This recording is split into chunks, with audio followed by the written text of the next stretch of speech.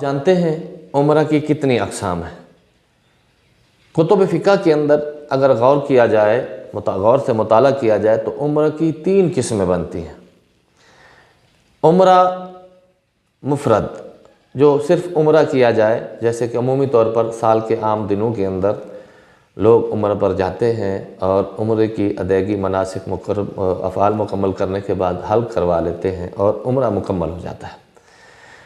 اس کی سارے کی تفصیل میں الگ الگ بتاتا ہوں۔ اور دوسرا عمرہ حج کے ایام کے اندر الگ سے کیا جائے اور پھر اسی سال حج کر دیا جائے، تو یہ عمرہ اور حج کے دنوں میں، حج کے ایام میں شوال، ذیقعدہ اور ذی الحج کے 10 دنوں کے اندر، ان دنوں کے اندر ادا ہو گیا تو اس کو کہتے ہیں حج تمتع، اور اس عمرہ کے بعد حج کا نفع لیا ہے۔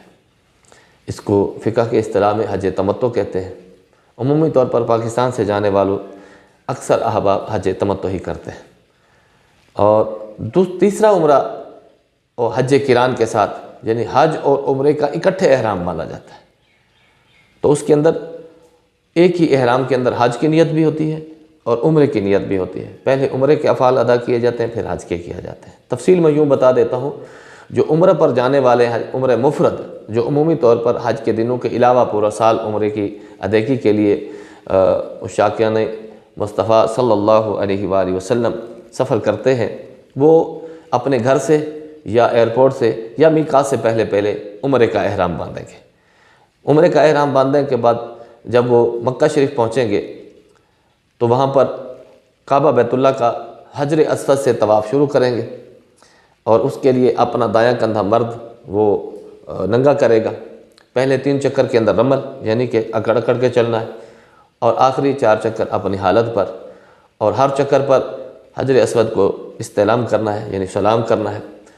اور جب 7 چکر پورے ہو جائیں تو پھر جہاں کہیں بھی اس کو مناسب جگہ ملے 2 رکعت نماز واجب جو طواف کی ہے اس کو ادا کرے گا۔ پھر صفا پر جا کر صفا سے مروہ کی طرف 1 چکر اور مروہ سے صفا پر 2 چکر، اسی طرح 7 چکر وہ لگائے گا۔ یہ سعی کرے گا، جہاں پر سبز کلر کی لائٹیں لگی ہوئی ہیں وہاں پر مرد دوڑے گا، دوڑ لگائے گا، حضرت سیدتنا حاجرہ رضی اللہ تعالی عنہا کی سنت ادا کرنے کے لیے۔ تو سعی مکمل ہوگی اور اس کے بعد پھر اس نے حلق کروا لینا ہے یا قصر کروانے۔ حلق کا مطلب یہ ہے کہ اپنے سر پر اس طرح پھروا لے، اور قصر کا مطلب یہ ہے کہ بال اپنے کم از کم 1 انچ کے برابر، 1 پورے کا برابر، انگلی کے پورے کے برابر اس کو کم کروا لے۔ عورت کے لیے تو قصر ہی ہے، لیکن مرد کے لیے افضل حلق کروانا ہے۔ یہ عمرہ مفرد ہے۔ اور عمرہ جو حج تمتع حج کے ایام کے اندر کیا جائے، اور پھر اس کے بعد تمتع حج کے احرام باندھ لیا جائے 8 ذی الحج سے، تو اس حج کو حج تمتع کہیں گے۔ تو اس کے افعال بھی یہی ہے کہ عمرہ مکمل کرے گا، جیسے پچھلے عمرے کے مفرد کے لیے بتایا ہے، اس نے حلق بھی کروا لیا یا قصر بھی کروا لیا، احرام بھی کھول دیا، پھر وہاں پر مقیم رہے 8 ذی الحج کو، وہاں سے اپنے مکہ المکرمہ کے اندر جہاں پر رہائش ہے اس کی، وہاں سے اپنا احرام باندھے، اور احرام باندھ کر حج کے مناسب مکمل کرے گا، تو یہ حج تمتع کہلائے گا۔ اور اس کے بعد تیسرے عمرے کی جو قسم ہے وہ ہے حج قران کے ساتھ عمرہ کیا جانے والا۔ تو حج قران کے ساتھ جو عمرہ کیا جاتا ہے وہ اس میں حج اور عمرے اور حج کا دونوں کا اکٹھے ایک ہی احرام باندھا جاتا ہے۔